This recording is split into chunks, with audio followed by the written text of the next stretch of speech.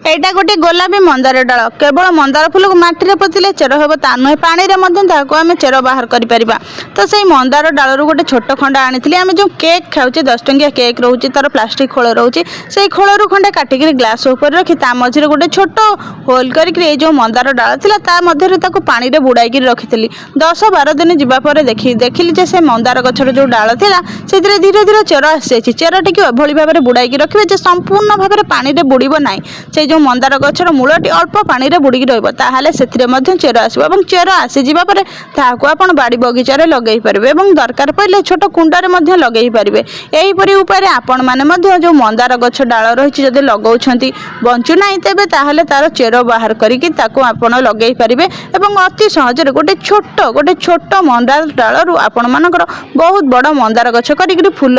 तोली ठाकुर पूजा करेंगे जदि यही उपायटी आपण मानक भल लगे तेबे ताहले यही उपायटी आपण मैंने आपणातु एवं आपण गछ पानी रे चेर बाहर कि ना कमेंट माध्यम जना।